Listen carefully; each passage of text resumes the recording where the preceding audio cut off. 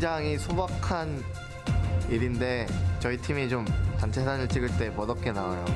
이번에는 좀 멋있게 딱 찍을 수 있는 사진 한 장 나왔으면 좋겠어요. 트로피든 아니면 단체 사진이든 막 이기고 단체 사진이든 좀 멋있는 사진이 없거든요, 거의. 그래서 이번에 좀 진짜 멋있는 사진 딱 한 장 찍었으면 좋겠어요. Welcome back to Seoul, South Korea in the 2014 World Championship Final.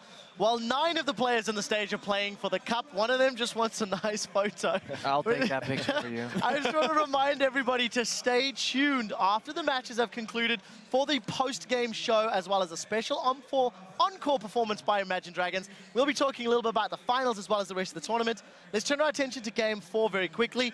Samsung White are leading the series 2-1. Starhorn Royal Club have shown renewed life. They dug deep. I want to start with Royal Club. I feel they've been improving over the series, albeit, however, smallly. Monty, maybe share your thoughts on Royal Club as a squad over the last 2 games. Well, I really like what we saw from them in the draft last game, and a lot of that goes back to when Royal Club in these best-of-5s have needed to pick up these very clutch wins to avoid getting eliminated. What do they fall back on? Conservative play, a lot of 5v5 grouping, big tanky champions, and then a way for Uzi to carry the team fight. Resets. Yeah, resets on Tristana. So we've seen this before.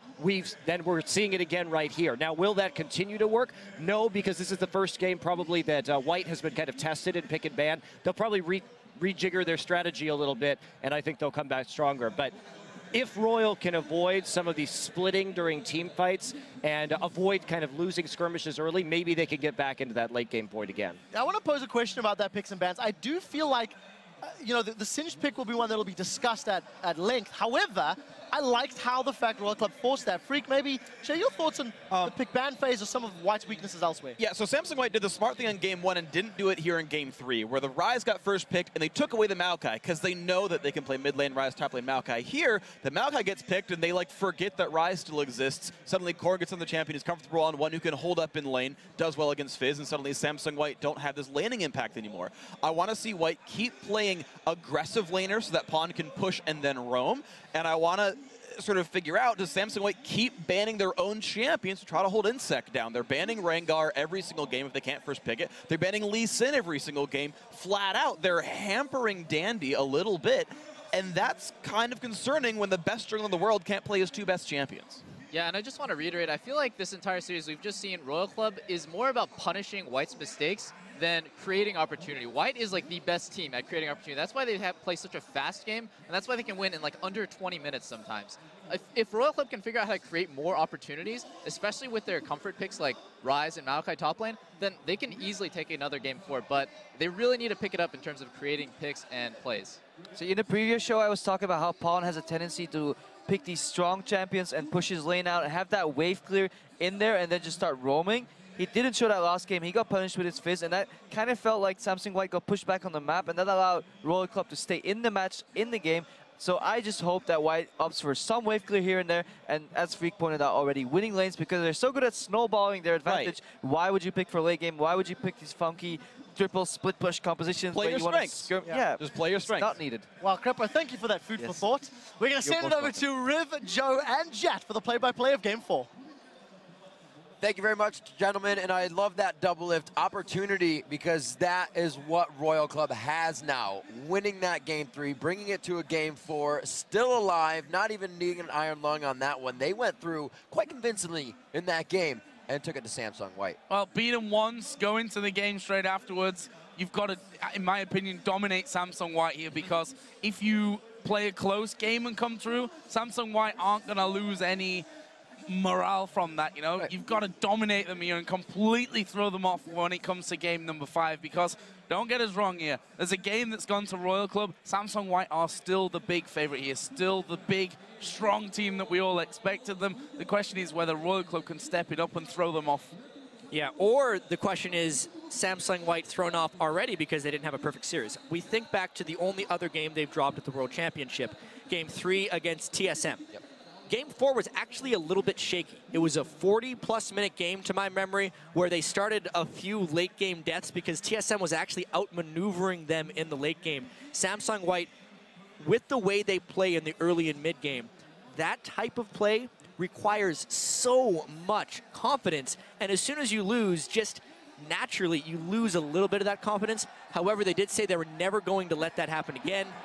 Game 4. Well, we do know there's a bit of tilt that can happen on White when things start to go awry, sometimes from the bottom lane, sometimes from the mid lane. We'll see if it happens again. We'll see if Royal Club can get under the skin of Samsung White one more time to take it to a Game 5. We said it is a tough task. They need 3 in a row.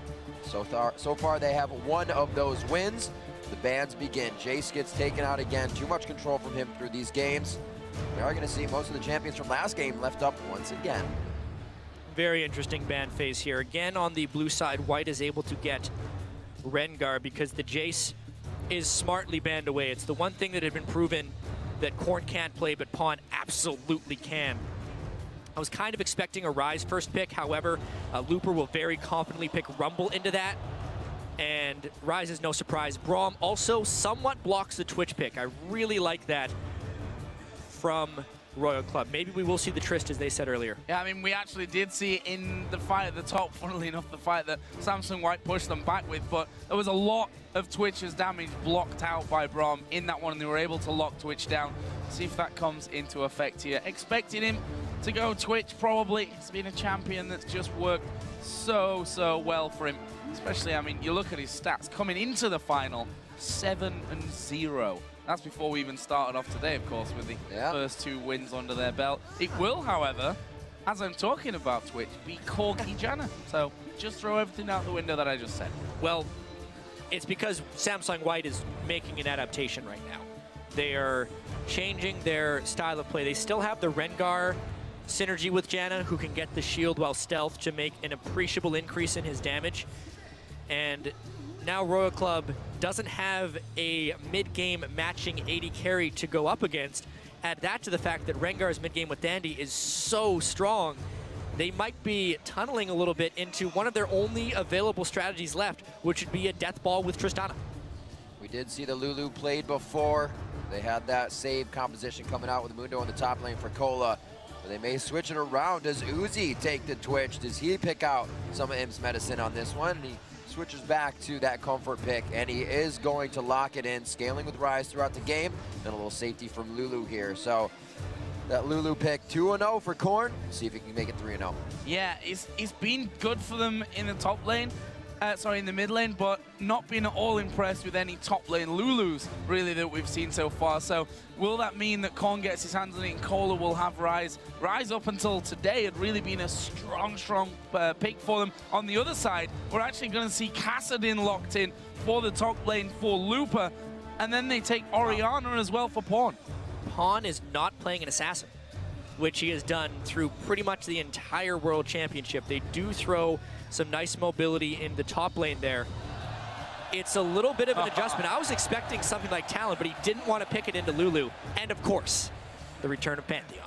The return of Pantheon, indeed. We'll be seeing the plays being dropped from the sky here from Insect if he can start to get behind the lines of White or just make the turret dive, something that Royal Club starts to go throughout the game with the safety of that Lulu's wild growth. It's something they can really get down and dirty with in the beginning of this game. We do see that Mata has that Janna. He's going to be flying around the map trying to create opportunities for everybody in lane, but I don't think you pointed out that may not be Pawn's lane. He's not on something that can quickly zero out his lane as usual. Another thing we have to be careful of here is that you've got a Kassadin to jump away. You've got a Corky to Valkyrie away. Yeah. It's going to be hard for those man drops to be super successful, I think. It's going to be obviously all about placement, as it always is with them. I question whether Insect can land them successfully enough. Even though they won that Pantheon game, the man drops weren't exactly the biggest things in it. It's really hard to do, especially against mobile teams, and the added move speed from Janna and Orianna will make it easier to get away. But honestly, this was probably the most interesting pick and ban phase we've had all series, because they are continually adapting to each other. Even if the bans have the slightest of tweaks, it's having huge ripple effects on the rest of the pick and ban phase.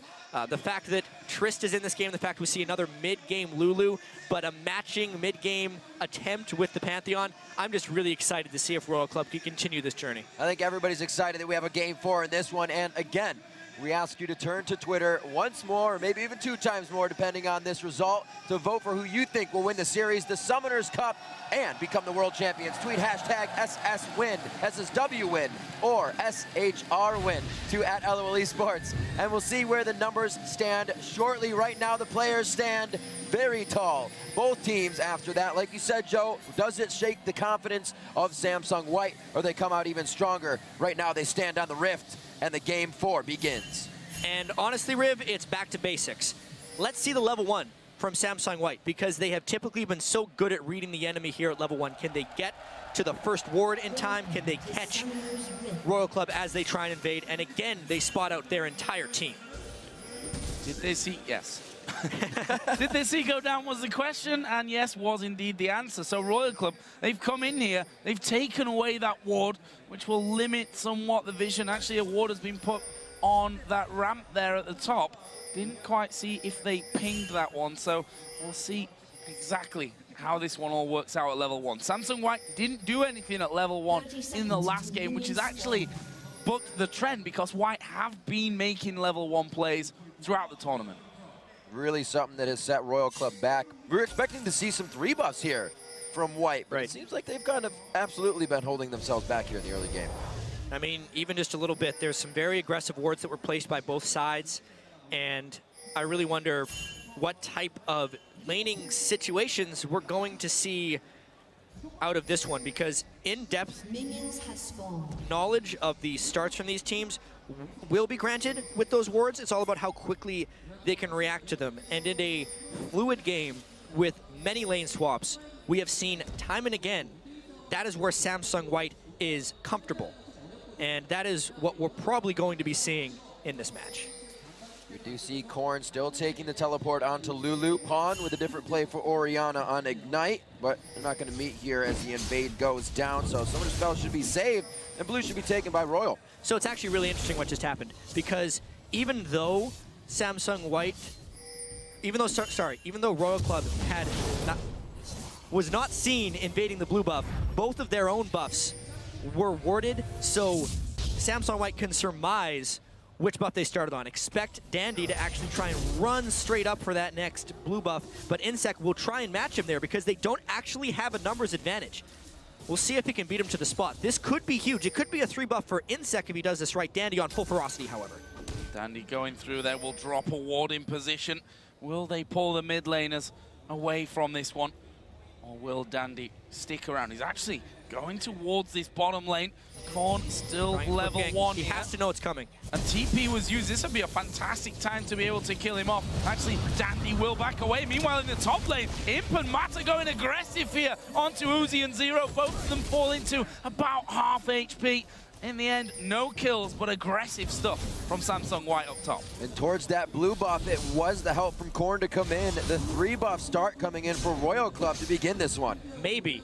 Dandy's on his way back going over, dead and set. depending on the power difference in the mid lane and top lane, they're going to be able to get that double buff anyway. So throughout all the potential outplay from Royal Club and all the time they spent to run in there, they actually can't get the 3 buff. So some really intense back and forth going here on a map-wide level. Crazy, crazy stuff. 2 reds for Dandy, 2 blues for Insec. Where does that leave them? Well, it leaves Dandy on the top side of the map. At a point to dive, probably not at this stage, and he's going to get back onto farm. Let's not forget game 2 with that Rengar, where he spent a lot of time early in the jungle just to get himself up as quickly as possible and hit level 6. That double stealth caused a few problems for Royal Club. It's not going to be quite the same this time around, though. They have Imp on Corki. However, with him and Looper in there, there's a lot of mobility. Yeah, it's still going to be a very devastating assassination attempt when Dandy goes in for stuff. Cola also had that great game in game 3. At the moment, it looks like Insec is hoping for a counter gank, but it appears like Dandy is in farm mode, and Insec is going to have to wait a while if he wants that one to get set up. Well, we'll see whose farm mode matters more. Uzi going in pretty hard here with Zero. They could get the lockdown and concussive blows. Very nice. Winter's Bite only adding 3 on that one with Uzi coming out strong on the end. The Braum really working out for Zero here. Good room prison, forced to flash. Wait a minute, Imp, the shot, one more, the ignite burns, and so does Imp. He goes down and across the map. Insect picks one up for himself with a flash engage. As you can see, it's down.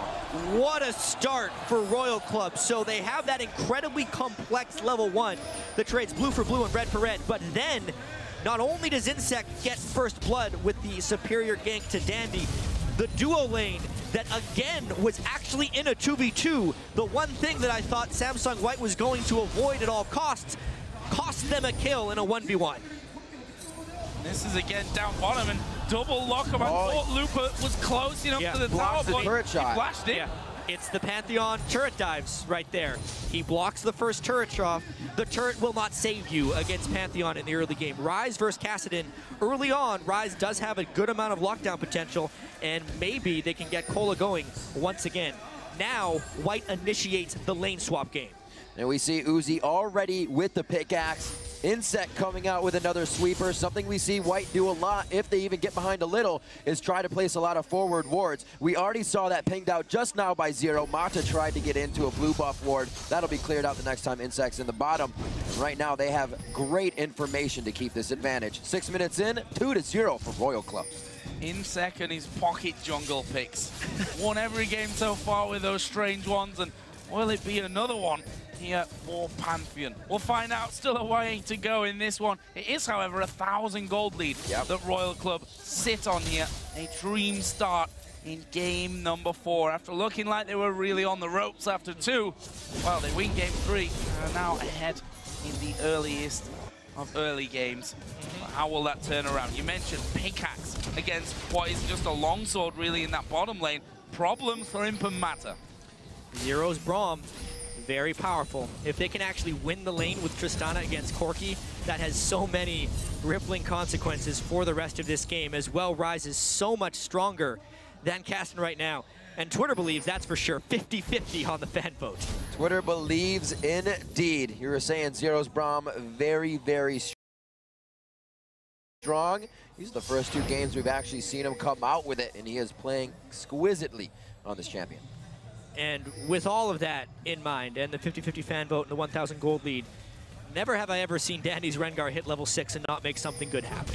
So there is still a lot of playmaking potential for Samsung White here. Razor, no boots of mobility yet for Dandy, but watch out, because that is the point where Samsung White wants to take back control of the series. And especially when you've got Zero and Uzi ahead in that bottom lane, feeling confident, that's exactly the time when Dandy can come straight in there, stealth up through the lane and cause you problems. There he is, level 6 now hit for Dandy. Will it be boots and mobility as he comes back into base? And then off he will. Boots and mobility here for Dandy. And a great play by Royal Club as they switch down bottom to keep that pickaxe matched up against Imp. They said, we don't want to do that. He's going to be way ahead, but they made sure it's happened. A 6 to a 5 and a 4 here. Plays possibly being made. We do have Insect on the bottom side, and man drop is up. That Grand Skyfall could be used, but Rengar just on the wing. It's such a guessing game, actually, for these 2 junglers. They're 2 of the best junglers for ganking through wards.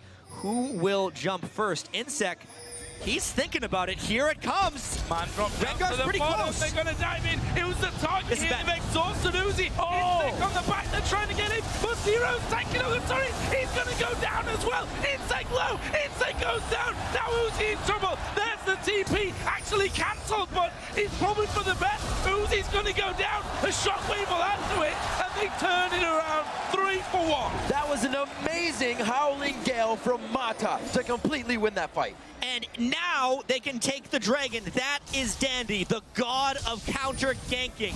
He predicted Insect's jump. He was there. He caught them between the turrets. And now they're trying for dragon.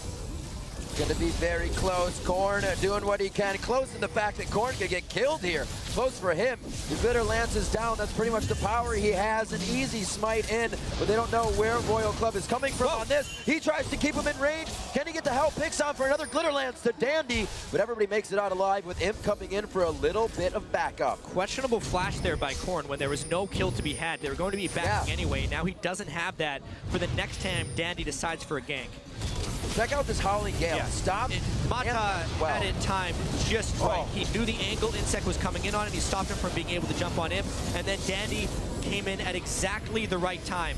The teleport was honestly late to make an impact, and it was very good that he canceled that, because it would have been yet another death for Starhorn Royal Club. As it was a 3-for-1. They lost the Dragon, and they lost control of the early game. Not only that, the exhaust that came onto Uzi basically made that a 3-on-2 1-2 in there. Uzi's running around waiting for it to actually time out, and by the time that did happen, he couldn't do anything in that fight. It leaves us at 3-for-3, and Dandy is coming back down towards the bottom side of the map. The drop is not ready just yet for Insect. These two men been fairly quiet. Cole, you can see, though, trying to keep the pressure up. He's actually behind on farm currently over the Kassadin. He did lose some efficiency when he had to cancel that teleport, so that's one trip to the lane he could not get. Dandy is putting so much time into this next gank. He was waiting at the turret 30 seconds before his ultimate would come off cooldown just so he can gank immediately. I think they were hoping for a 4-man gank because Looper's teleport was up as well. But yeah, you can just see, just based off that one counter gank, kind of like Game 3 turn when Samsung White had the failed dive in the mid lane. Game 4 may have turned with that counter gank from Dandy and the rest of Samsung White.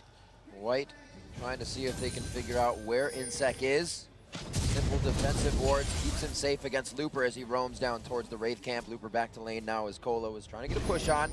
Insect going for another Grand Skyfall. Ping in the mid lane. Pun is going to have to flash out of this one if he doesn't want to get hit. Could be polymorphed in. Wait, they get the wild throw. They get the kill. It's going to be Looper and Dandy that are there right away, though, with the teleport. Dandy was already on point for the counter gank. Mada on the roam as usual. Double kill for Looper's Kassadin. That's what they were waiting for with that teleport advantage from Kassadin. They don't necessarily care about predicting where the Insect gank is coming from. They just wait for it, and they're fast enough, and they have the tools to just respawn. Even though Pawn did go down, it is more kills for Samsung White and 100% kill participation from Danny. And that shockwave from Pawn as well, holding them back just that little bit longer so they could keep on going through. It leaves them 2,000 gold almost in the lead. And Imp and Mata now, after what was a decidedly scary start, then the turnaround right underneath their own tower, are going to be feeling more confident here with that Sheen now and the workings of the Phage for Imp. On the other side, it's an average played second for Uzi, similar path to what he's been taking this entire time, really. Yeah, and this is actually the worst point in time for him to have to be powering up. If they had that edge, they could not give up that turret dive that Insect gave, because now Imp has kind of gained the upper hand while Uzi has that Avarice Blade, and the rest of the playmaking is just not there to support Royal Club. I wonder if Insect will be dissuaded from ulting in again, since his ganks have gone so wrong. And honestly though, that is a mindset they cannot take against Samsung White. Insect needs to keep trying. Now Royal Club has the teleport advantage with Cola's Rise, and they would have to try and make a play. I was going to say, not using their sweepers, and they used them, but that ward right behind Red Buff has helped Royal Club out so much. Just a simple vision ward, seeing everything and allowing them to know where to clear. Insect clears that one out. One's going to die. They'll know they have a new ward up in that, except White knows about it now. They will probably not take that path again until they have a sweeper up. Imp still trying to build up that Phage, staying in lane for quite some time, but keeping it to the turret. He can't be aggressed on too much. See Mata still on the roam, trying to create opportunities, trying to get these wards in. Places for Looper to teleport right onto a pink ward. That'll be cleared out immediately. So, Dragon in 140, this is the big thing. Zero will do a good job of clearing under 3 pink wards on that blind side. So, the Rod of Ages that has been completed by Looper is really huge for this next potential mid-game Dragon fight. As well, Mata's Janna will be so critical in splitting up this team fight and resetting the initiation from Starhorn Royal Club. They need to split Insect after he ults in with Pantheon. Power spikes have also been reached in with the Trinity Force on Imp, and vision control is also in the favor of Samsung White. The one thing that Royal Club has is a teleport advantage with Cola, but that they have to wait a minute for. Bit of a teleport advantage there, possibly a Skyfall to be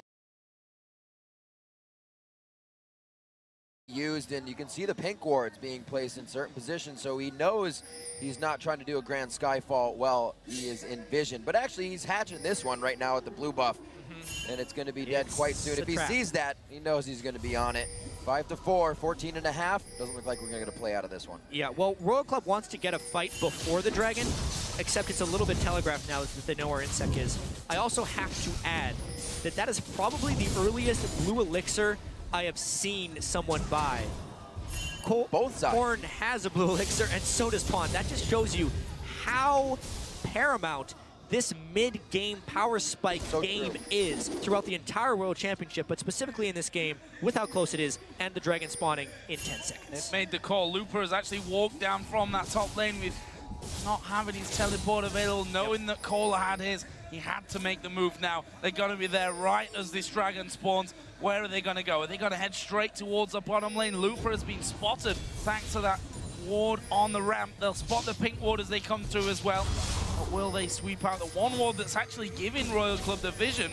I don't think he meant to ward there. That was I feel like Royal Club has to back away from this one, but they teleport into contest. It is so dangerous, and he's cut off. Not a canceled teleport. Looper puts himself right in the front. That Rod of Age is charging up, so he's pretty healthy, and he can take a good hit.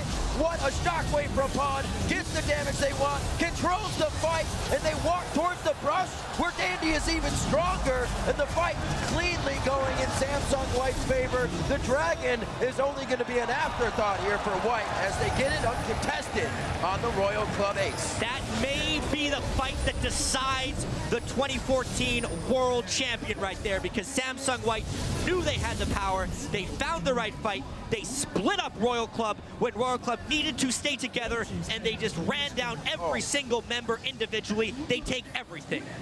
Dragons outer middle turret. Let's watch that one again, though. The TP coming in from Kohler cost him early on. Without vision control, Royal Club had no business trying to take this fight. They also used their Glacial Fissure on pretty much nothing. Uzi jumped in straight to an exhaust right there, so he was ineffective. Everything for Samsung White was beneficial right there. Kassadin thrives in spread-out team fights. Janna thrives in creating spread-out team fights. And also, vision control is always important. Samsung White had everything. It all came together, and that gold lead appears out of nowhere, 6,000 strong. And White's quickly back from base to save a turret. They don't even lose anything on this one, but a bit of health and summoner spells to win the fight. 10-4, 17 minutes in. They've just gotten themselves a 6,000 gold lead, and when White has a gold lead, it's pretty hard to get back from that. We've seen Royal Club kind of push and waver those gold leads, but never to come back from such a big one. Him now, you can see, putting the pressure on with Mata in the bottom lane, and they are just acting in full control. But here comes the Grand Skyfall. Who are they going to go for? They're already out of range here. Matt beating Uzi back as Looper will even join in there on the bottom side of the map. Will they keep pushing this one back? Pawn is causing problems for Korn in the middle lane, and now Dandy is starting to loop around. Here he comes. He's in stealth. There's the alert. They know he's there, but they don't know who he's on.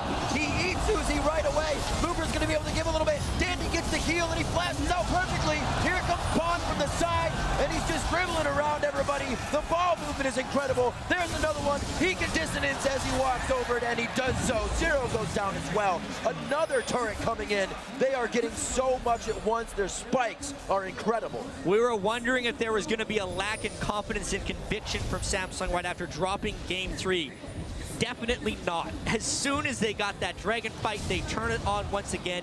You give them an inch, they take 2 miles and the World Championship, because they are so in control right now. It's not a small lead, that's for sure. 8,000 gold with less than 20 minutes on the clock. And if you look down the items, well, that's where the problem gets even scarier. Needlessly large rod for Pawn. We touched on Looper earlier, who had that Rod of Ages finish. He's going to have a Zhonya's in just the coming moments. There's a Ghost Blade for Dandy. And, yeah, his Feral Flare just dinged as well.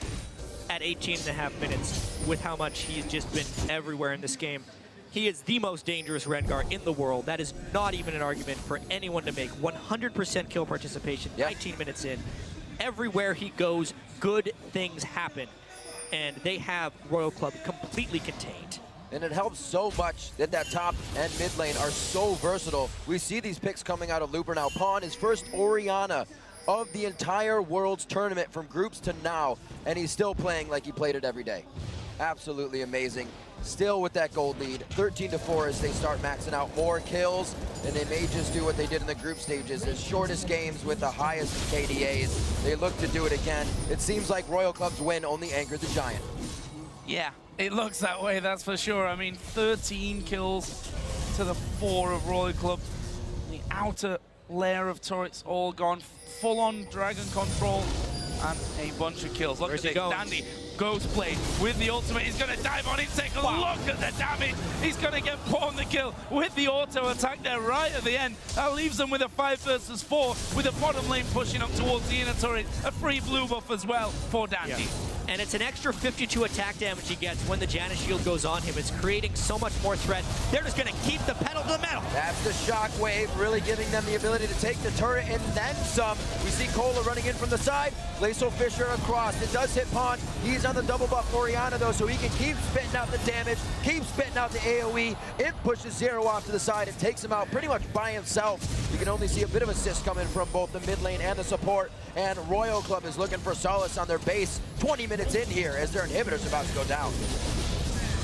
Inhib is gone here. There's no way they can hold on to it. Looper, who's so strong, Zonya's done, just dives towards the back of the turret, and everyone has to just get away from that. They've got this wave pushing up the bottom side of the map. Looks like, though, that they want to spend the gold that they've got with that push, with the kills, and that inner turret in the middle lane going down. They're just trying to catch out Imp there before he recalled, but not gonna be enough for him. He's going Blade of the Ruin King next. And this game was decided by that dragon fight, but more so by Samsung White's understanding of exactly when they become powerful in the game. Their power spike.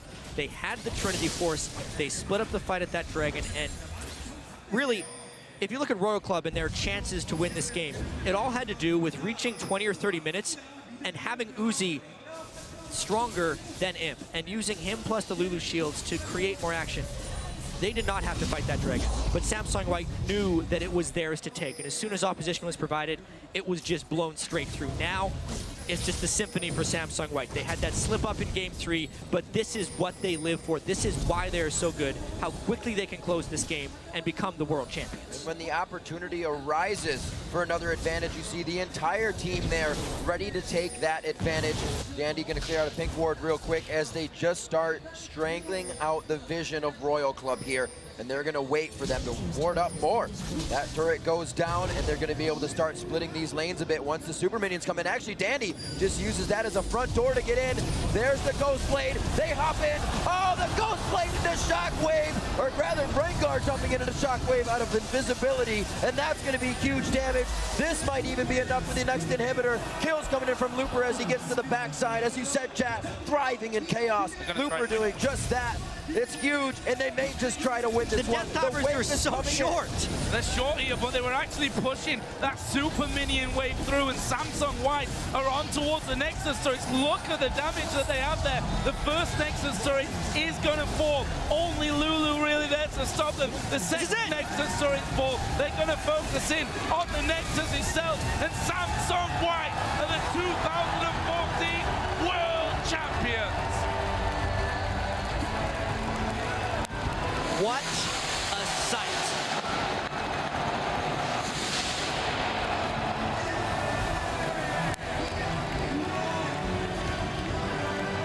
Just what an extraordinary world championship Samsung White has had. Dandy's Rengar was such an absolute terror in this final game. For Royal Club, they get their first single victory in a World Championship final, but it's not enough to take down the monsters that are Samsung White. Absolute titans throughout the entire tournament. The team that drops only 2 games, well deserved to take the championship title here in 2014. And going over to pay respects to Royal Club now. Khan was given the jacket of Dade. He used it quite well throughout these matches, and the rest of the team synergizing just as well to bring out the victories through and through, pushing advantages to the next level and to the championship win. They were the big favorites coming in. I don't think any of us expected them to come through and be so dominant, though. Losing just 2 games, 1 in the quarterfinal. won here in the World Championship game. And that trophy right there belongs to Samsung White. Yeah. If there was ever a doubt, they erased it.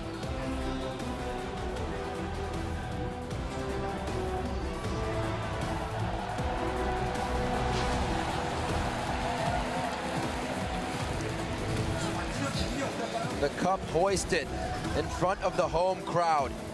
Pleased with the victory, pleased with the games, and the games were absolutely amazing.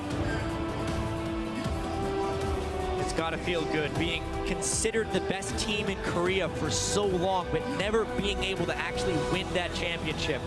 To come in game 4, 23 minutes and 5 seconds, the official time on that final game. So fast, so crisp, and so sudden the ending. They are the champions. And here of all places as well, what a place to do it in a packed World Cup stadium here in Seoul. To win 3-1 here in the grand final after having such an amazing tournament, completely stomping down their sister team Samsung Blue, which they failed to do multiple times. Yep.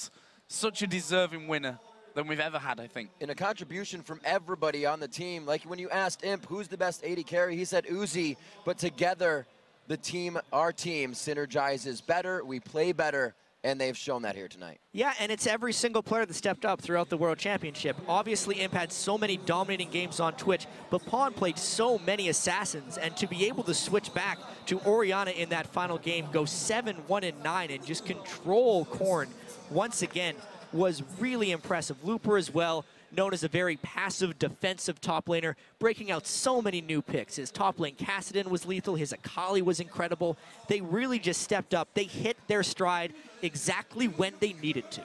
I want to single out Mata here because supports so often go without, you know, we talk about supports all the time. There are so many supports that have got names for themselves for being amazing, but Mata throughout of Worlds has been so good. He impressed me more than I expected, to be honest. Definitely a selfless guy on the support. Got his AD carry 2 pentakills throughout the World Championship, throughout this whole entire tournament. It's never been done before. They did a lot of firsts here. Yep. Only lost 2 games. They are absolutely a team that deserves that cup. Yeah, #1 in every single KDA category, right? Even the losses they have, you're never quite believing it until the game is actually over. Their wins are more decisive than we've ever seen. Their average game time is so low. They pick so many different champions. They just won versatility in such a variety of ways. It's got to feel good. Donning the shirts. Yeah, we also have to give props to their opponents here, Royal Club. The team as an organization, 2nd final in a row. Their AD carry, Uzi, 2nd World Championship final in a row. Yep. He becomes now, sadly for him, it's not an honor that you'd probably like to have, but the only person to reach 2 finals and have 2 losses to his name. Yeah, it was such a road for Starhorn Royal Club. Nobody really expected too much from them coming into this. They had 3-2, 3-2, and then a 1-3 if you look at it from their standpoint. But they put up, even though the games were very one-sided, the ones they lost, they put up such a fight because teams don't actually lose close games to Samsung White. If you look at the history of their games throughout the past year, either Samsung White beats you by, in this tournament, their average margin of kills in a game was +18. That's how they win every time they win. If they lose, it's the close games. So really the games that they lost was just kind of business as usual for Samsung White. But the fact that they took a game off of them in the final, they can go home happy. All right, gentlemen, we're finished up here, but we're going to send it over to the analyst desk to provide commentary as we crown our winners. Thank you very much, guys. With that final victory locked in, the 2014 World Champions are confirmed. I am joined here by OG and Shoutcaster Chobra and Translator, who will be helping us with the translation as we send over to OGN's famed hypecaster Jun to kick off the closing ceremony. All right, so as we kick off the awards ceremony of the 2014 World Championship, we'd like to introduce some very special people. And first, of course, we do have the co-founders of Riot Games, Brandon Reisbeck and Mark Trinamir Merrill, also joined by the country manager of Riot Korea. It's going to be Woody Ree on the stage to present the awards for the 2014 World Championships. And we'd like to thank everyone once again for making this event possible, you know, going all the way from Taipei, then to Singapore, to Busan, to venues in Seoul. And now we have concluded the 2014 World Championship. And on behalf of everyone involved in making this event happen, I'd like to thank all of you fans of League of Legends for making this 2014 World Championship possible. And now to bring the spotlight back to the champions of the 2014 World Championship, we're going to invite the 2014 World Champions. It's going to be Samsung White. And we'll get to meet, of course, all 5 players one by one, as they do deserve that time here on stage. First up, it's going to be from top lane, Looper. Definitely impressive as the tournament went on. Pulled out those unique picks in the semi-finals, surprising a lot. Definitely laying his mark in that top lane. Absolutely. And joining him on stage, it will be from the jungle, Dandy. And Dandy just hailed as the best jungler in the world coming into this tournament, and he's proven it going through to the very end of the finals. On his signature champion, Rengar, no less, just shy of 100% kill participation. And in the mid lane, it is Pawn for Samsung White. And, you know, came into this tournament as a guy who took Faker down 4 times, and he's proven why he should be hailed as the best mid laner in the world. Mid laner that replaced Dade from the same squad that didn't make it out of groups last year. Great performance. And the AD carry for Samsung White, Imp, there he is, just everyone's most lovable character probably as a player, and Imp, just an explosive AD carry, and he's really been gelling with Mata as that bottom duo.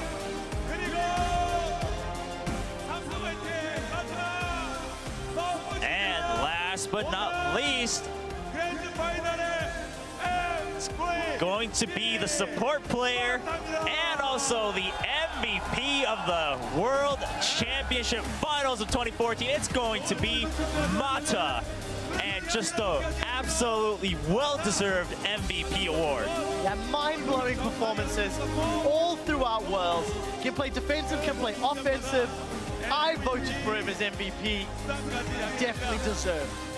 Yeah, there it is, hoisting up the MVP award, and just a big round of applause for the 2014 World Champions. We will give them a chance for some photos, of course, with the co-founders of Riot Games and the Riot's Korean country manager. But once again, Samsung White, just an absolutely well-deserved, as you guys have been saying, as everyone around the world has been saying, for the 2014 World Championship. And what a way to finish, 3-1 in their home country. Undoubtedly the strongest team in the world. And we will get to hear from the players here in a second. I'm sure they'll have a lot to say, especially after a slight discourse from what most people expected in the finals of a 3-0. They did end up going 3-1 against Starhorn Royal Club. Well, dropping a game, but very excited nevertheless. Photos seem to be done, and we'll be getting to those interviews. I'm sincerely hoping we get some stories from Imp and Mata, because they are more than happy to share them. Absolutely, and all the players have had quite a journey in Korea, of course, before coming to the World Championship. But before we go to the interviews, thanks once again to Brandon Beck, Mark Mara, and of course Woody Ree for making this possible and joining us in the awards ceremony. And now the players will have a chance to speak their minds here in front of everyone gathered for the World Championship.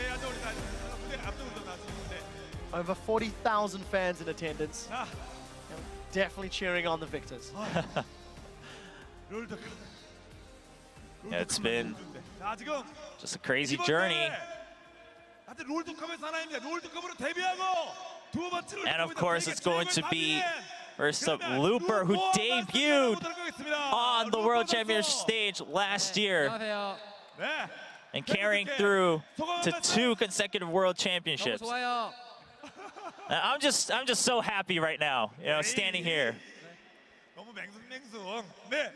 Jun just saying, you know, isn't that too bland? You just won the finals of the World Championship. You know, just give a shout out to the 40,000 people out here on the stage.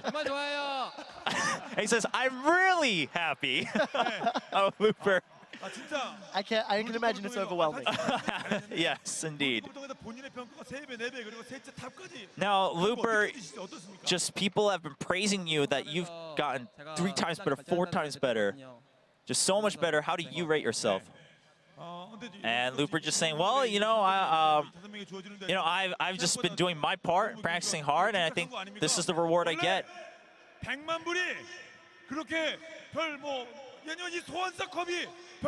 And I mean, Looper, you just won a huge prize pool. You get to hoist that Summoner's Cup, and you can just be cool like this. Oh, this is just my personality. This is just how I am. Looper has always been known to be a quiet guy, you know, on the Mata side. But then we will skip to Dandy, who is usually very outspoken. 안녕하세요. 저 삼성 갤럭시 화이트의 정글을 맡고 있는 댄디 최희입니다. Hello everyone.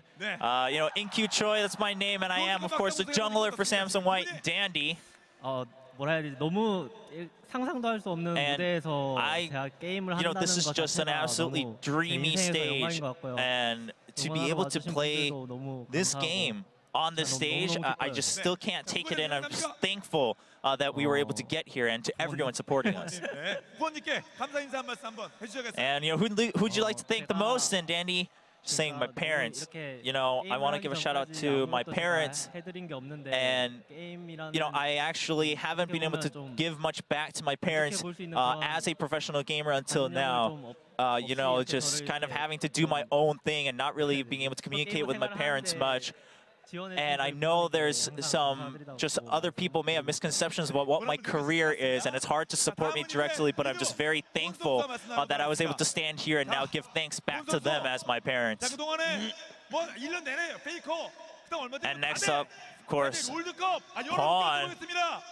And how do you feel? I mean, until now it's been Faker, then Dade being kind of hailed as the best mid, but now you stand here and the crowd's cheering that it's Pawn now going to be the best mid, except for Imp, who wanted to kind of chime in and say he thinks Faker might still be out there.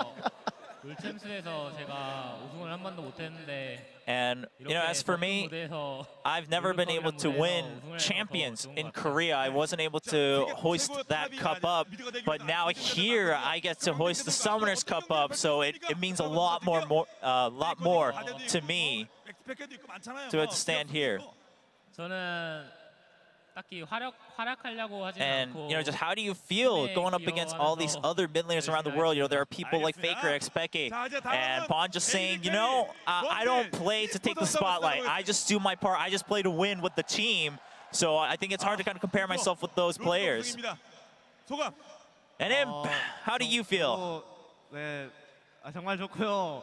제 실력으로 여기까지 우승한 건 저희 팀원 덕분인 것 And I'm stuttering a little bit, but just saying, you know, I'm just very happy, and you know, being able to get here through our skill and with my team, it makes me very happy to be here with my team. 다 이거 펜타킬 할 때마다 제가 들었던 말인데.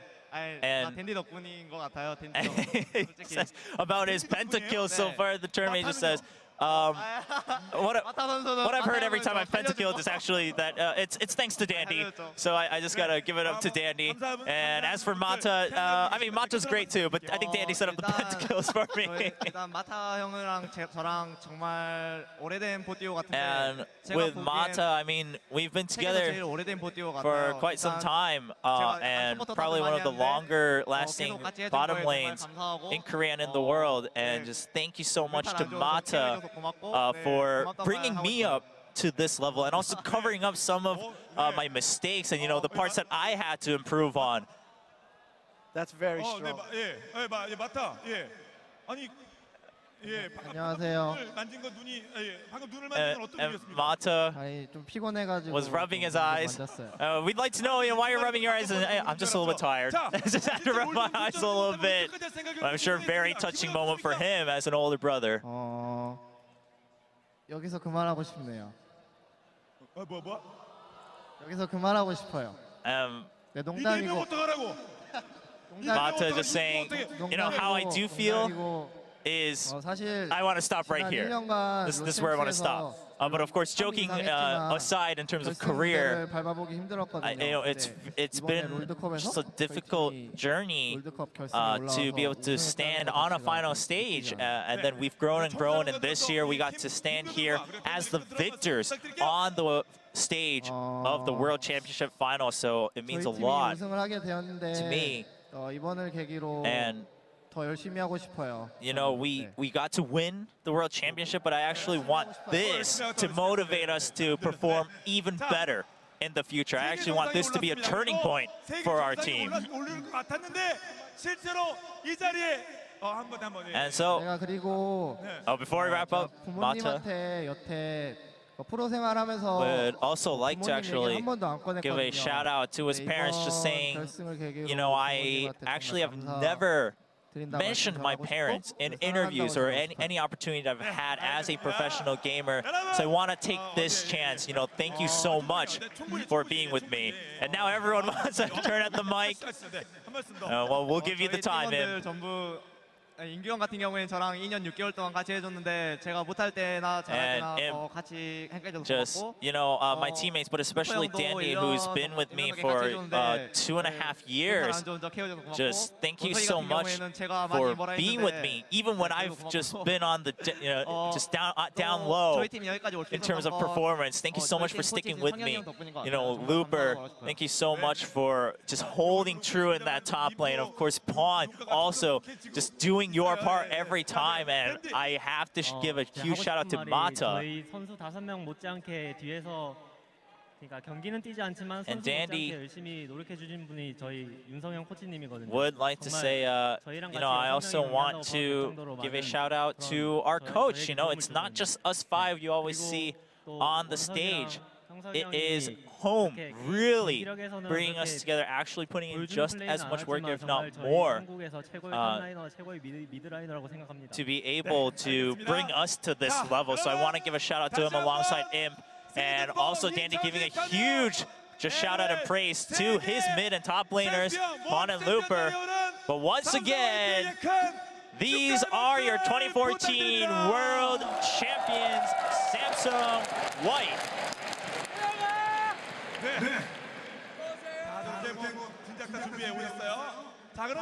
Coming prepared, of course, with their banner and shirts, ready to storm the stage. And it's been a long 5-week journey getting here across different regions, but this marks just the wrap-up of the 2014 World Championship. And we'd like to thank everyone. However, of course, we're not done yet here at the World Championship stage. 여러분, 다시 한번 무대 위로 모시도록 하겠습니다. Please welcome once again Imagine Dragons.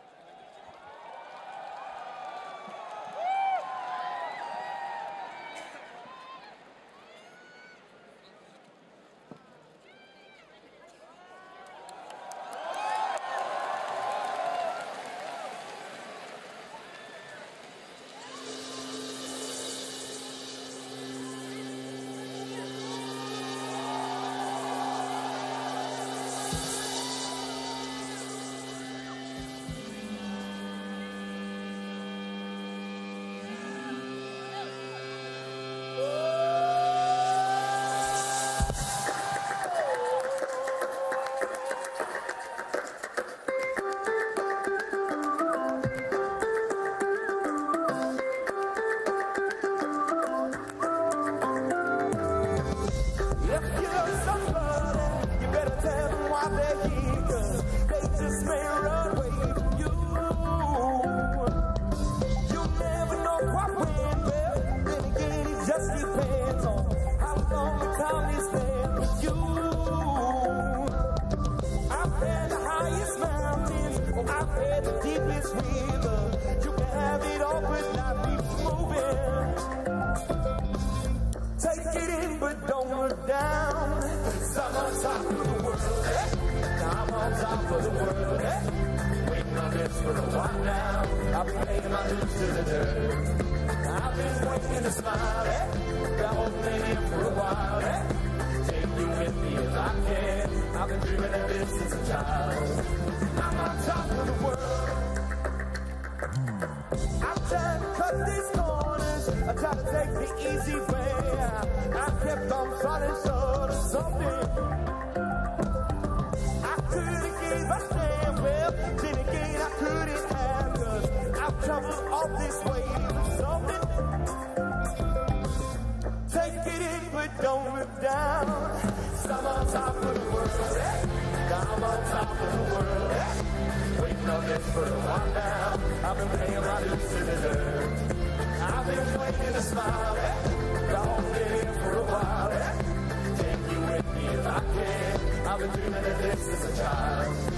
I'm on top of the world. Oh, oh, oh, oh, oh, oh. So I'm on top of the world, eh? I'm on top of the world, eh? Waiting on this for a while now. I've been paying my dues to the dirt. I've been waiting to smile, eh?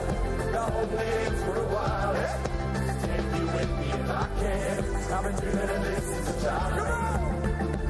And I know it's hard when you're falling down. It's a long way up when you hit the ground. Get up now, get up now.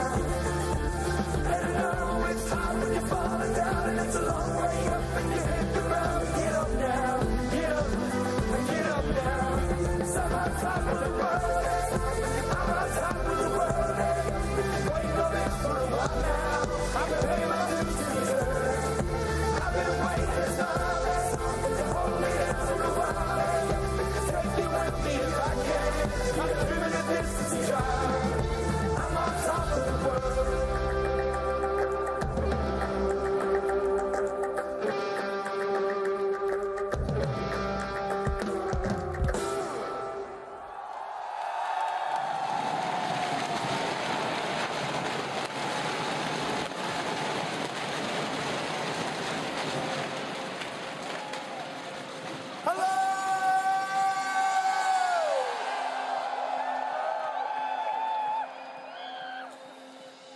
I can't tell you how happy we are to be here tonight. It's wonderful to be here. This is our first time ever in Korea. We love you. Thank you for having us.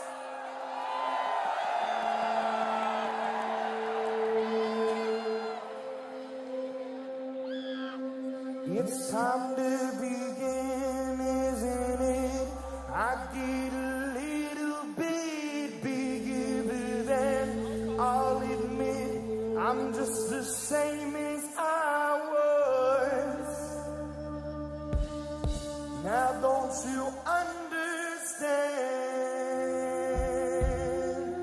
I'm never changing who I am. It's time to begin, isn't it? I get a little bit bigger than I'll admit. I'm just the same as I was. Now don't you understand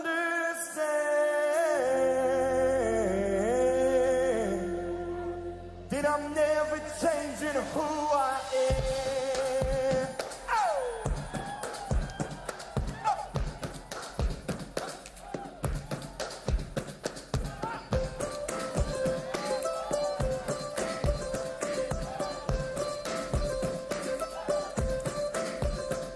So this is what you meant when you said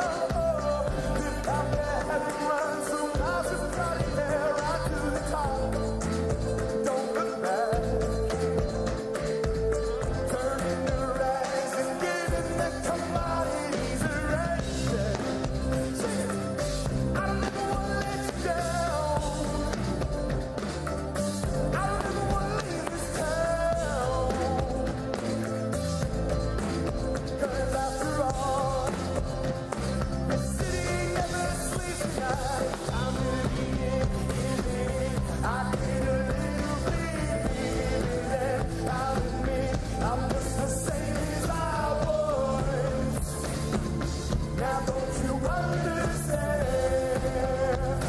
I'm never changing who I am. It's time to begin. I did a little bit bigger than I'll admit. I'm just the same as I was. Now don't you understand? I'm never changing who I am. This road never looked so lonely, but this house doesn't burn down slowly. To ashes, to ashes. It's time to begin, isn't it? I did a little bit bigger than I'll admit. I'm just the same as I was. Now don't you understand?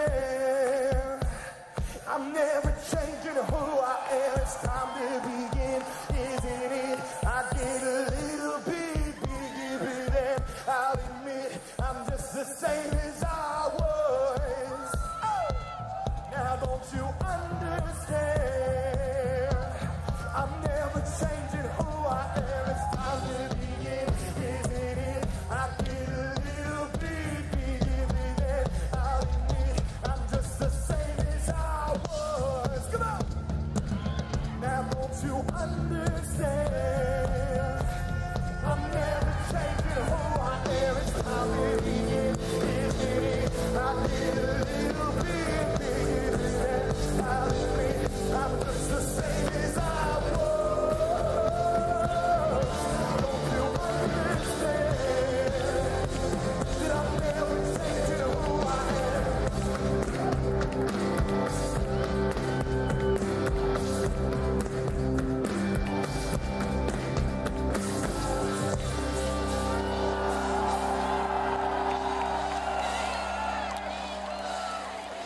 Thank you so much. We got one more song for you.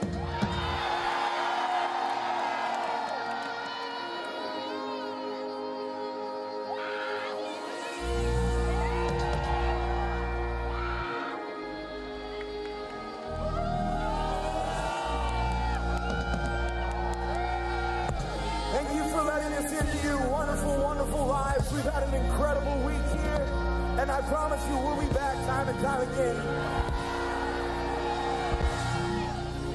Huh.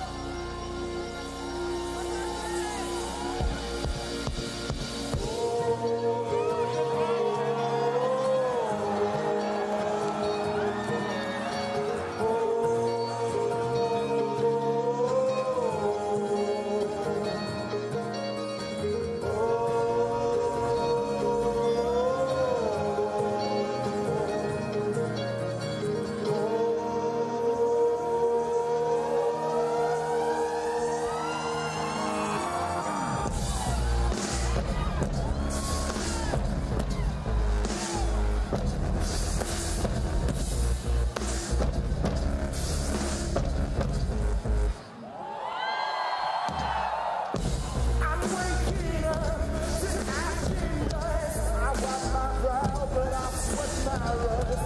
I'm breathing in the chemicals. I'm breaking in, shaping up, injecting out all the big buzz.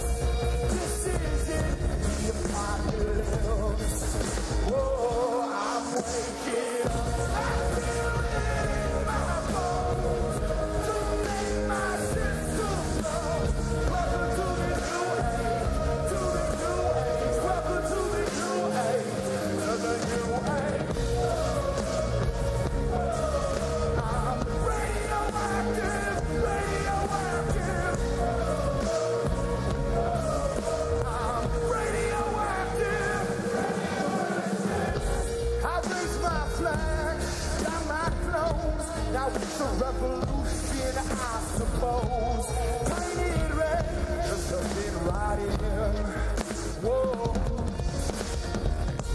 I'm breaking in, shaping up, injecting out all the prison buzz. This isn't the apocalypse.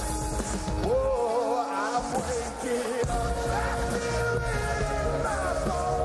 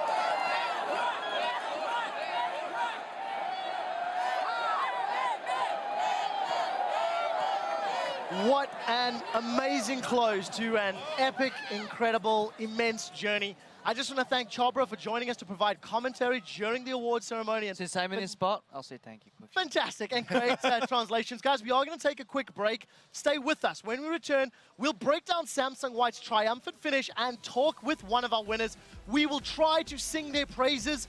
We couldn't possibly do it as well as Imagine Dragons could. Stay with us. The World Championship coverage continues right after this.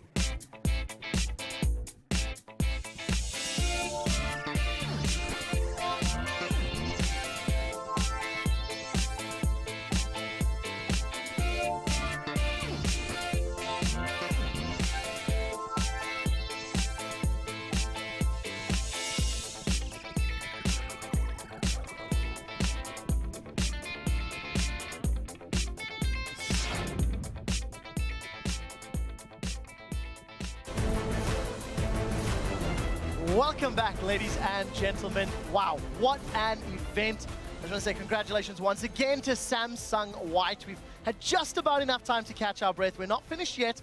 We're going to talk a little bit about the series, talk about some of the players more in depth, and also look back to our favorite moments from the rest of Worlds, including the group stages and the rest of the knockout stage. Let's quickly talk about Samsung White securing the World Championship title. They also managed to secure the fastest first blood of the entire tournament this series. They had the fastest average game time out of all teams in attendance. They also had the largest kill lead in a World Final series. The records they have are absolutely astounding. Most team kills, highest assists. They've had the highest team KDA.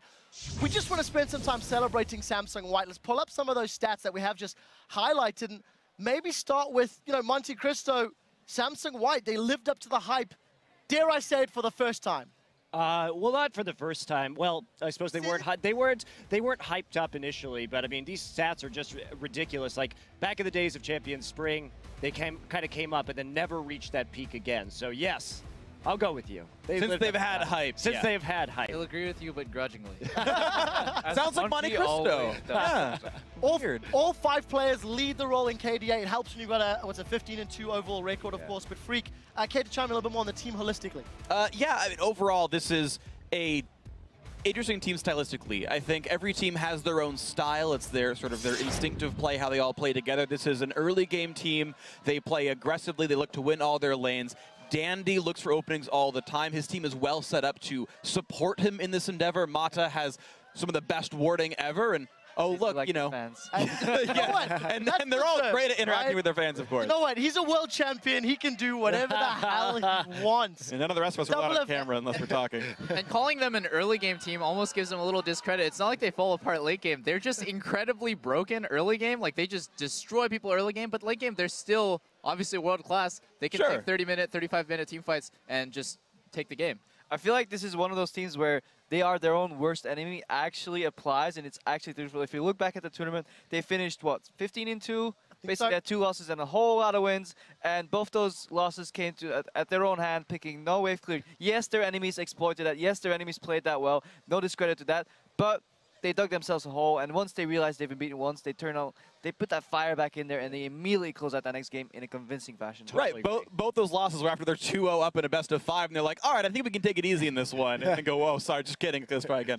Yeah, I think there's something to say when a team's losses are always really close, and they kind of pick themselves into a hole, and all of their wins are crushing wins. So when I see a team, for example, like lose horribly and win with huge leads, I think they're inconsistent. When I see a team lose by really tiny margins and win by huge margins, I say, oh, they just had a couple bad, kind of unlucky games. No team, I think, ever on the world stage has made their opponents look as inferior as Samsung White has done to their opponents throughout the course of this World Championship. Yeah, and if we go back to and talk about SK Telecom T1K last year, they were a team that actually started quite slow. I mean, losing initially to OMG.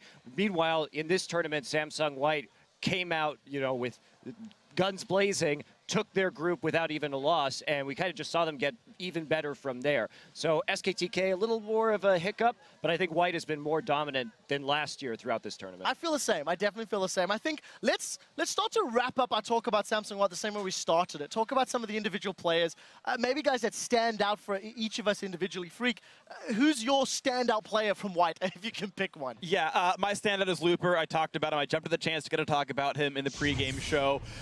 He's amazing. Highest KD at Worlds for a top laner. That is a rare sight, and he's done it. That is how damn good Looper is. His teleport plays you talked about at the very beginning of the tournament, Monty, they're very good. He brought in a bunch of new champions, 9 unique ones played. Still, he does have 1 death now on Kassadin, I suppose, but unkilled on Akali, incredible Kassadin play, bringing out assassins, things you don't expect him to play. Even his Singed was good despite having 1 loss here. And he's a fun player to watch. He breaks open what you think of the normal picks. Says, here's how I'm going to do it instead.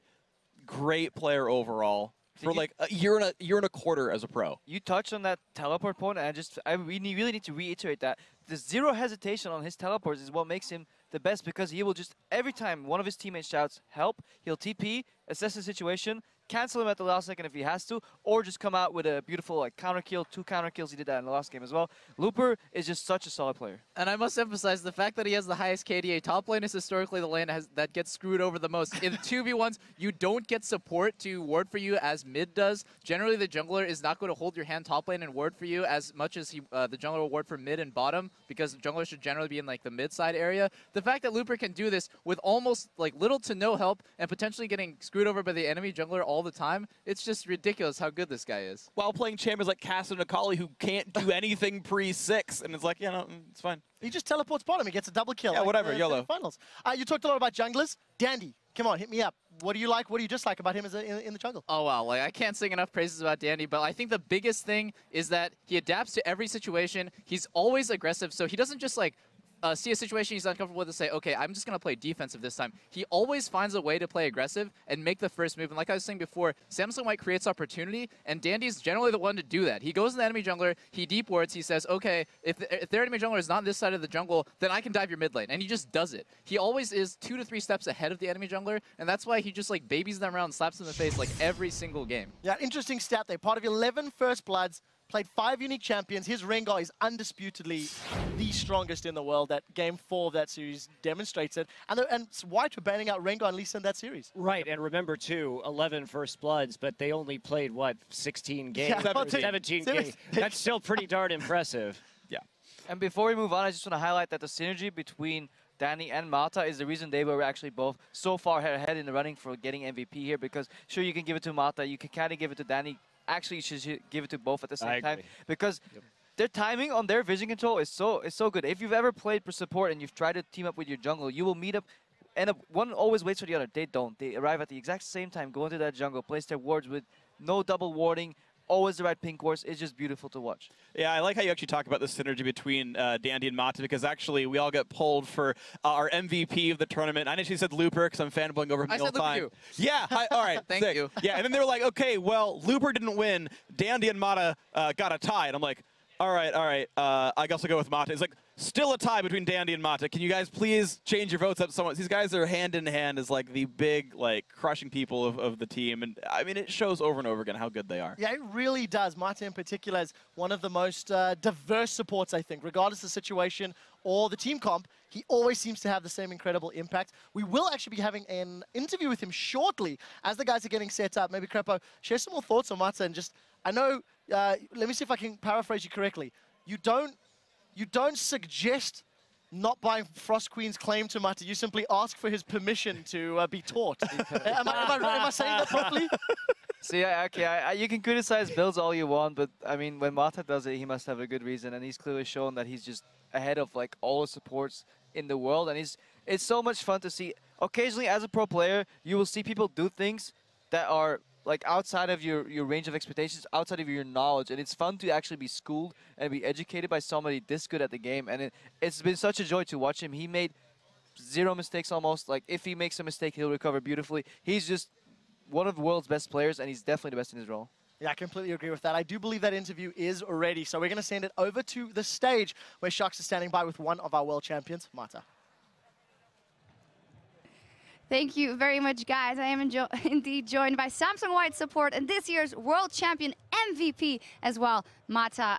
Yeah, first up, congratulations on winning and also winning this awesome trophy for the MVP right here. Now, traditionally, teams that have done so good at World Championships have not been able to stay on top. You put up such a great game here. How do you keep that going into next year? How do you keep being the best team in the world? 마타 선수 우선 우승한 거 축하드리고 이 트로피 얻으신 거 너무 축하드리고요. 여태까지 항상 올해 시즌 롤드컵 우승팀들은 다음 해에 잘 못했어요. 어떻게 마타 선수는 내년에도 어떻게 이 전력을 유지할 생각이신지? 저는 오늘이 지나고 나서 당장 내일부터 지금 메타에 적응하고 싶고요.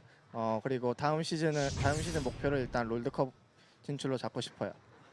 Starting from tomorrow, I want to practice at the current patch and the current meta, and so our goal is now to play at next year's Worlds. How much room do you realistically think there is still to improve? Because some of the games we've seen from you have been near perfect. 지금까지 완벽한 경기력을 보인 적이 많았는데 그래서 어떻게 더 나아질 만한, 더 실력이 늘 만한 아직 공간이 남아 있긴 한가요? 저는 개인적으로 그러니까 잘한다고 막 느껴지지가 않아. 그러니까 저희 팀이 물론 우승은 했지만 막 팀 전체적으로 막 최고다 이런 생각이 안 들어가지고 아마 최고를 목표로 다음 시즌도 열심히 준비할 것 같아요. Even though our team won the World Championship, I don't think our team is the best yet. So until we get that level as the best, we're gonna keep on trying and practicing. Well, that's actually very scary for the other teams out there. You guys did drop only one game here versus Starhorn Royal Club. Was there any worry in the team? What was going on in the team between games 3 and 4? 3경기에 로얄 클럽 팀한테 한 경기 졌을 때 어떻게 팀원들 사이에 어떤 말이 오고 왔나요? 좀 걱정을 많이 했었는지. 그러니까 좀 망골드 이상 차이 날 때 불리할 때 제가 그래도 한타 할 만하다고 해가지고 근데 막상 한타를 해가지고 저희가 이겨가지고 저희도 깜짝 놀랐지만 그래도 아쉽게 마지막 한타에서 져가지고 좀 더 많이 아쉽네요. So even when we were behind 10K gold, I told my teammates that we can still win this team fight, and we actually did. It really surprised us. But eventually we did lose, so I think it was a very close. I think it could have been much closer, but yeah, there are a lot of sad thoughts. Well, in the end, it's a very happy thought. You guys are the world champions. And actually, throughout the weeks that I've talked to you and I've seen you, I've never seen you so happy as actually right now when you were running towards the fans and right in our shot. Is that finally the release after all that hard work for so many months? 그동안 마타 선수를 봐왔을 때 되게 침착하고 매우 차분한 모습을 많이 보여줬었는데 방금 전에 마타 선수가 저기 이제 팬들 사이로 이제 뛰어다니면서 악수한 모습을 봤어요. 이제 어떻게 이제 우승하니까 이게 마타 선수의 참 모습인지. 그러니까 방송을 봤을 때 항상 좀 부럽더라고요. 이렇게 막 팬분들과 소통하는 게. 그래서 이번에 한번 다가가 봤는데 막상 그 손 내밀기 전까지는 좀 무안했거든요. 근데 막상 손을 내미니까 정말 진짜 행복한 것 같아요. 좀. So I always envied players who were really close to their fans. So when I was approaching my fans and I was like leaning my hand out, at first it felt really awkward. But then when my fans grabbed my hand, it felt really good and I was really happy. It was great.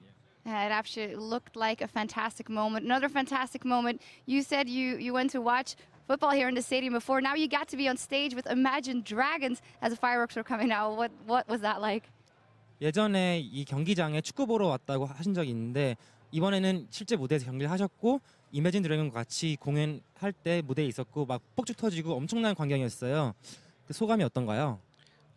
좀 정신이 없는 나머지 이매진 드래곤스의 노래는 못 들었지만 폭죽을 터지는 하늘을 봤어요. 근데 하늘이 엄청 오늘따라 예쁘게 보이더라고요. So I didn't really actually hear the music that well. Like it was so like chaos up there. But I saw, with all the fireworks going on, I saw the sky and it was really beautiful and it was just a great moment. Yeah, it absolutely was. Congratulations, and congratulations once more on being the MVP of the World Finals. Thank you very much, Mata. And now let's kick it back over to the guys at the desk. Thank you very much, guys. It's fantastic hearing from Mata. And just before we highlight some of his stats, I do want to comment on something that Imp actually said in their post-game interview where he was, being thankful and super happy. The whole team was humble and thankful. But one line, props to Mata for covering up my mistakes. And it's something that we've been saying time and time again throughout this World Championship. Imp by himself is great. Imp with Mata is exceptional. And Double F, what do you think about something like that to comment, having that support? I know you feel strongly about playing with Afromu and how he helps you out in lane. Can you not even just in lane, like I'm sure that Imp didn't just mean just in the game. There's so much meta just like outside the game, attitude, mentality, just explaining what he thinks about the game and how you're going to play certain matchups, how you're going to play with the rest of your team. The fact that Imp is able to say, thanks for covering up for my mistakes is great. I think that's just the mark of a great team. Everyone covers each other's mistakes, and so then you end up looking like a perfect team when it's time for crunch time. But really, I don't think any of these players are perfect players of their role by any means. It's just they hide their weakness so well, it's impossible to just kind of get those cracks and figure out how to beat them. Yeah, and Mata was just, a well-deserved MVP award. And just some of his stats, he was placing 1.62 wards per minute. I've got my little Samsung ward right here in honor of Mata, but you can see his last 3 champions as well. Just coming out with an over 10 KDA in a tournament with this many games is pretty spectacular. But for me, what Mata is the best at is the lane swap. And the lane swap is the most complex strategic thing in League of Legends. There's so many different branching outcomes. And the way that he can create pressure on other lanes in a lane swap situation and still balance out and get his top laner ahead is absolutely extraordinary. And he does that while being part of a shot caller as well. So not only is he controlling what he's doing himself, he's probably guiding his teammates at the same time. If you look at his player cam, he is always talking in some way, shape, or form. So he's guiding his team, telling, okay, you're going to pull that lane right now. You're going to push that lane in a minute. I will be there. We're going to meet up and somehow get these wards deep in the jungle. Danny, you come over here. Danny's probably asking Mata to come as well. And it's having played that, having attempted that, and having failed so many times at it, it's really beautiful to see how well and how clean they're executing that. It's almost... You don't see any mistakes coming out of the early games in those lane swaps, except when they maybe get brawled or they get skirmished. But from like a strategic point of view, it is always awesome to see them play. Yeah, absolutely. Well, let's talk about one last player, the only member of the team who was not here last year. The mid laner that I like to say, no one expected to dominate. He was the mid laner that Samsung White needed. They definitely deserved him. I mean, from the moment he stepped into the role replacing Dade, it just seems like White sort of accelerated and did a great job. Yeah, it worked out really well. It was a very smart role swap if you go back last year roughly to do that. And yeah, he is this consistent, well-performing mid lane machine who works in the entity that is Samsung White. Pushes his lane up, comes and joins the roams. He's almost always first out of his lane to go make plays elsewhere. And look, if you leave him to his own devices, he will solo kill you in lane. He will make the big flashy plays himself. And coming into this tournament, I had a really brief discussion with you off camera about, like, is Dandy or Pawn the better player? And I was suggesting that it was Pawn because his champion pool is so varied, because his styles of play are so numerous that he can fit any hole he wants. You heard him say that in the interview. He just tries really hard, focuses on what he needs to do for his team to win. And I think he's a really good embodiment of that he fits whatever mold is there, and it always seems to work. I want to question the panel, because there was a slightly hypey question from Jun on stage saying, right, you know, coming into this tournament, Pawn got a lot of hype for taking down Faker a couple times. Then after taking out Samsung Blue, he received Dade's jacket, absorbing all the powers that comes with it. Is Pawn in the running for best mid laner in the world only with his team or on his own merits? That's my question to the panel. Let's start with Double if you've got... I think it was, first off, I just think it was more Dade trying to get his jacket to absorb some of Pawn's skill. And the other thing I want to say he wanted it at the chair at Worlds. Pawn and Dandy work really well together, I think, because they both adapt so well. Even in an interview, Pawn said, I know when to play aggressive, I know when to play defensive. It was kind of a bland answer, but it really does embody the way Pawn plays super well. This guy knows when he goes for solo kills, knows when to just get a CS lead and farm up on Orianna, for example, and knows when he needs to roam on like Fizz or Jace. He just has such a big variety of skills, and he seems to master it all. I've never seen him really mess up something spectacularly. He's so consistent, and he adapts to everything, so that's why he works well with Dandy. Yeah, for me, just in terms of taking a player in isolation without his team, I still think Faker is going to be the best. But he's certainly in a conversation for top 3. And for me, it's been so fun to watch this guy, because I remember back when he was on the amateur team, MIG Blitz, and he was in Champions, and he was kind of a one-trick pony or two-trick pony on mid Ezreal and Fizz, and didn't have a very deep champion pool. And to see him go from that point to where he is now in about a year and a half has been really, really fun for me to watch as a caster. It's been really incredible, too. I was looking up on the player a lot more before this World Final, and his most played in Champions Summer was Orianna. About a third of his games over and over and over again, this utility mid laner. Very safe, very bland, but it's always going to be good. Hadn't played it at all until the very last game of Worlds. Oh, my Jace is banned out. I need another aggressive laner who can push all the time in roam. Guess I'll bring the Orianna back 17 games later. Like, doesn't have to rely on his most played from way back when. And again, it just shows this player can do whatever it takes to win time and time again. Diversification is something this team has done exceptionally well. We did briefly talk about Imp, but I think he deserves a little bit more focus here from us. He picked up the second most kills for an 80 carry at 105. He very noticeably walked up to Uzi during earlier stages of the tournament and actually said to him, while transitioning to the stage, I think you're the best 80 carry in the world. And, you know, on stage said, I'm made better thanks to Mata, etc. Crepo, share some thoughts on Imp and how he's impressed you or stepped out or stood out in your mind. I mean, Imp has been playing really solidly, and yeah, maybe he has to give up that throne to Uzi. We saw the solo kill in the 2v2 coming out of there, which is actually not a solo kill, it's a two-man kill, if I use the terms right. But Imp, he played well. He played the entire tournament. Good synergy with Mata, good synergy with the team. As an AD carry, sometimes you find yourself on another lane, like trying to farm or split push, and he's always in the right place at the right time. That actually shows when he plays Twitch. I think that highlights his game knowledge. He knows exactly when to stealth in, when to open up, and when you see that Twitch engage out of blue when nobody else expects it, that highlights for me a great AD carry, because it shows that he understands exactly how far he can push it without getting caught. Well, I'm gonna bounce off your word highlight in particular, because I do feel that sort of summarizes Samsung while we talked about the team, the individual players. They are your 2014 World Champions here, crowned in Seoul, Korea. Of course, there are the flags on the desk. Compliments, of course, of Samsung. And, you know, I agree. I think the guys deserve a round of applause. Cheers to everyone sticking out.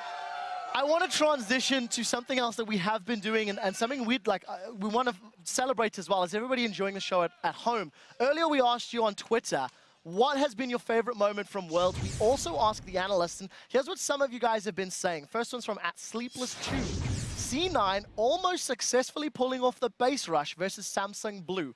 I kicked my chair back while standing up and yelling at my monitor. Doublelift, I know you got something to say about this. Let's check the play first, and then you can chime in after it. Gonna get one down. Spirit taking so low. They're gonna keep on this one. They're gonna go, Joe. Go for it. He's gonna go low. Hard doing the job. Go for the next. They're up. They're up. They're up. They're doing it. They're gonna dive in. They've cleared it. It's just absolutely insane. It just goes to show we're like the West really isn't that far behind of Korea.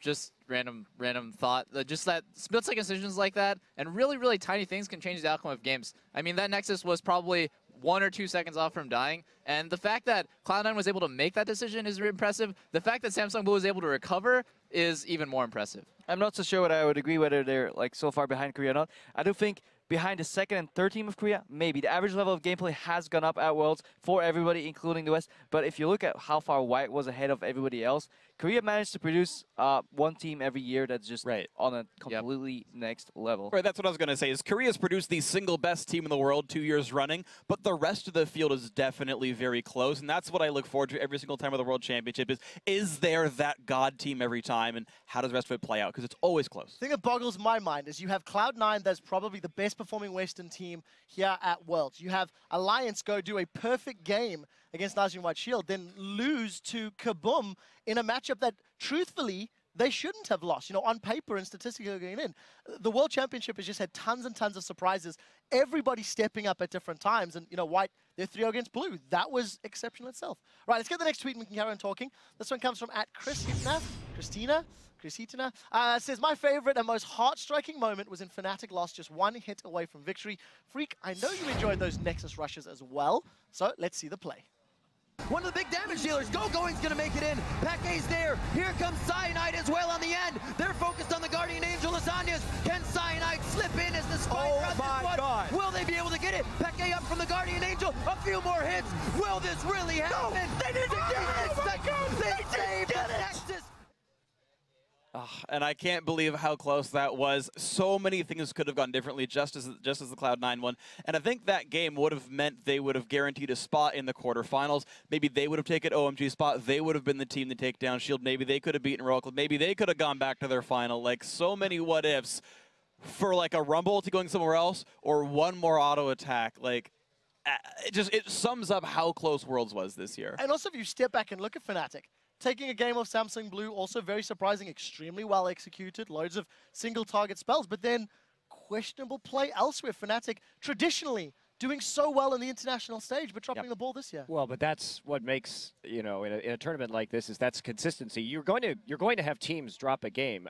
It's extraordinary to have a team go through a tournament like SK Telecom K did in Champions Winter last year without losing a game. Like, that is virtually unheard of. When we have these group stages, it's very easy to drop a game, and it almost never happens that somebody's able to go through the entire way undefeated. But that's what sets you apart. That ability to make the most of those opportunities and just be that consistently good team. We'll have to see if some of the other Western squads can find some consistency before the next big international tournament. Right, our next tweet comes to it from @Zetsubo. He tweets, aside from the Kaboom win, Game 2 of Samsung White versus TSM with the Singed pick was a total surprise. Probably the one I enjoyed the most. Crepo, this was actually your favorite moment that we were talking about all fair. So let's pull the clip up. And Crepo, you talk us through some of the actions and some of the things that really impressed you about this play in this game.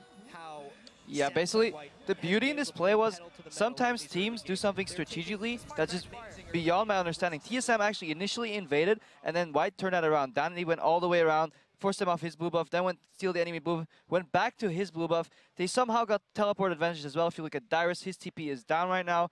And then amazing, he feels forced to get his second buff here.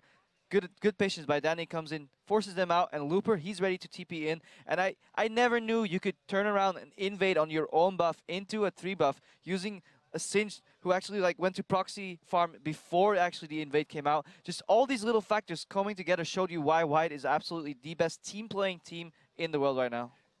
And while just at the end of the clip, we do see Pawn getting that 1v1 on Bjergsen. Only reason I want to highlight that is not only was the play and the teamwork fantastic, Pawn in an interview with Jet a little while ago was like, I really liked killing Bjergsen. He was very excited about that. I mean, Crepo, you're kind of a jerk. That was my favorite play, too. I really enjoyed that just because what I love the most about watching League of Legends is when we have a team that can do something that you've never seen before. That's the hallmark of truly great players, of truly great teams. There's no way they've been in this situation before. They think creatively so well on the fly, and they pull out a big, big team fight win like that. And that play actually made me like look back at Worlds last year and then think about like, is there a play like that? And yes, there was. There was SKT taking those 3 towers, 1 inhibitor with at least spinaling, juggle, aggro, and just completely surprising the world. There was nobody that thought you could take 3 towers and an inhibitor at 14 minutes. Not on a professional level, definitely not on a world stage. And every year there has been like this one play that just boggles my mind strategically. How can you achieve that? How can you think about that? And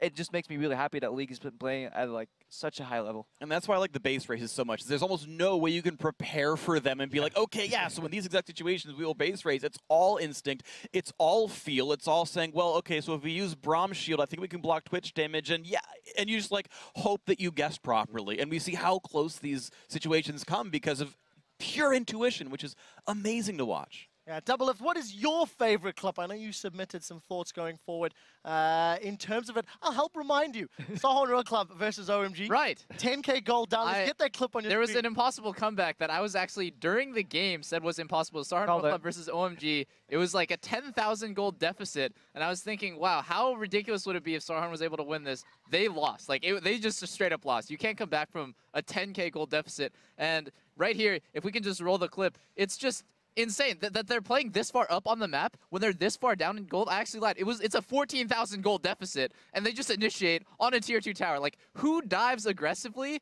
when not only are you outnumbered, but you're down like 13,000 gold, and they managed to come back just from this single play alone. And the fact that Instinct managed to somehow survive that, like going down to 1% and then back up, is just absolutely insane. Yeah, Fiddle's one of the first champions I ever started playing, and it's fun to see him played better than I've ever seen him played before. It was great. Speaking of champions playing better than I've ever seen him before, I want to talk about Uzi's Twitch. His series against EDG was the series where Double and I were like, all right, Uzi's the best AD carry in the world. That's undeniable anymore. We can pull that clip up. He gets a quadra kill against Edward Gaiman to keep them alive, basically. And he just manages to find a way to turn this fight around. Back jukes a hook, doesn't quite dodge it, but his team is built around protecting him. The Janna shields are on point. And the big hallmark of Uzi, the way I can tell it's Uzi playing, is he flashes in for kills for like an auto attack. Like, there's not even extra CC he can provide. His W is on cooldown, but he's like, it's enough. I could chase him down. And he's always right. Mostly right, up until the finals. Manages to work out, of course, but no, you are right. I'm being an unfair. Talk about his decision-making. Uzi played phenomenally, and the number of times you see him flashing skill shots to survive and secure more kills on Tristana for resets is mind-blowing. I just want to see which 4 friends Uzi will bring to Worlds next year. Yeah, pick me. The double AD carry team. Well, you know, for me, since Crepo stole mine, one of the things that I really enjoyed wasn't necessarily a flashy play, but it was the Akali lane swap by Looper on Samsung White against Samsung Blue. And why it's so impressive is that's an extraordinarily difficult champion to play in a lane swap situation, so you have to get this Akali some kills early. And the way they do that and the setup that they've got here, coming into the bottom side of the jungle, where they actually manage to make it work, is pretty awesome. And I guess we're not actually going to see any kills right there. Here we go. We're going to see a dragon. The highlights, yeah. It's the highlight of Looper's marathon, It's my favorite part of League of Legends, walking around the jungle and out-rotating your opponent without any kills whatsoever. I mean, this is the cool thing about his play around Akali. I think actually Akali is a little bit more level-based than gold-based. You can see this by looking at her builds. They're usually very utility-focused. She doesn't need items to crash, and then shows up and crashes. And I guess the whole point of that is just illustrating that despite Looper not being in lane getting CS, they still find ways to keep him relevant. Get the dragon, teleport down, get the double kill.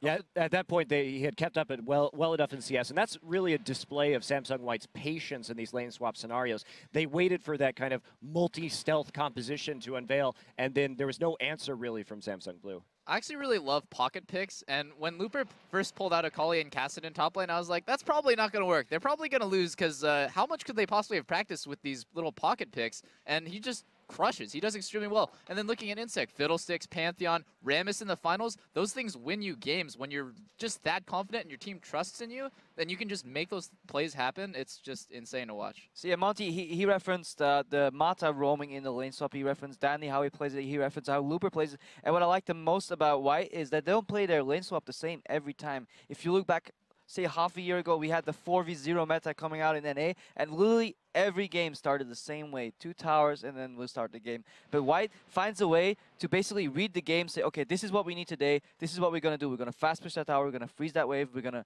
roam to the other side of the map. We're going to 4-man deny somebody off a turret. And they use all those different strategies in exactly the right cases, and they rarely, if ever, get behind from a lane swap. And that highlights a really good strategical team. Yeah, and Double F, I want to bounce off what you said about the pocket picks. And my read on this as well is Samsung White are one of the few teams who actually react to and look at the metagame properly. The metagame is what everyone else is playing. It's up to you to play what you want, knowing everyone else plays these 4 champions in these 5 roles, and saying, yes, when you play Maokai, I will play Singed. I don't cast spells in lane. I don't give you sap magic, so I'll out-sustain you and out-damage you. Wonderful pick. Makes a whole lot of sense. You expect Maokai to come through. Akali against Kayle is just a very good counterpick matchup. Knows a champion will come through by his 2 major opponents, the 2 Korean top laners he would be facing against, were both Kayle players, has Akali ready. Down the line, these guys have prepared these types of champions that work in these types of scenarios. The Rammus and Pantheon that we saw from Insect in this finals work very well against ward control because they both bypass wards by either lane ganking or skyfalling.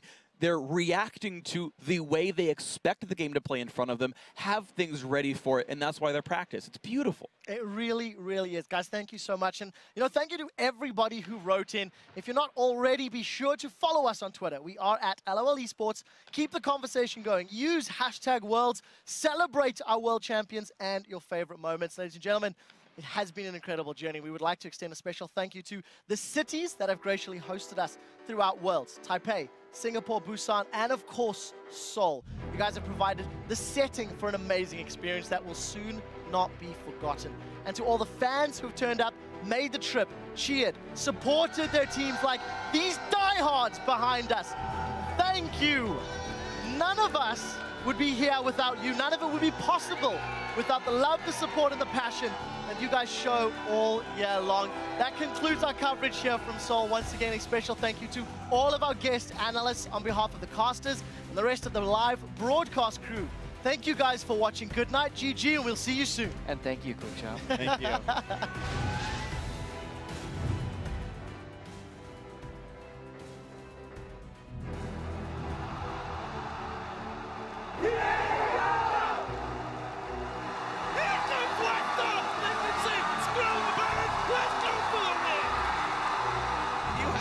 A North American team into the quarterfinals. Can anyone stop Samsung White?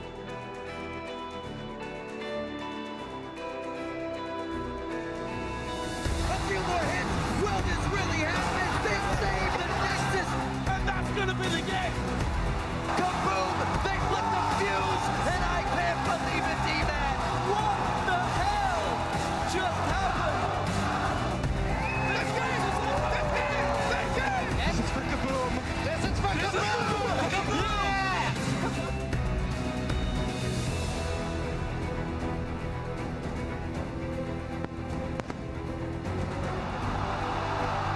Every hook, like I said, heat-seeking coming out of Mata.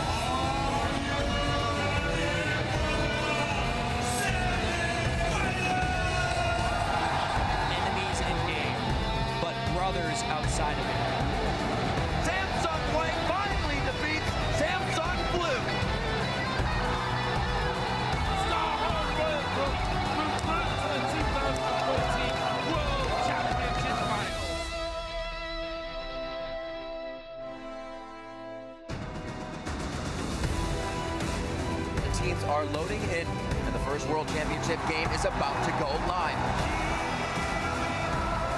But they do have Pac coming up. What a shot! It's amazing to see because it is nearly flawless. He's gonna let it go! The spot's over! Uzi will get it! He's gonna go towards it! And Samsung White are the 2014 World Champions!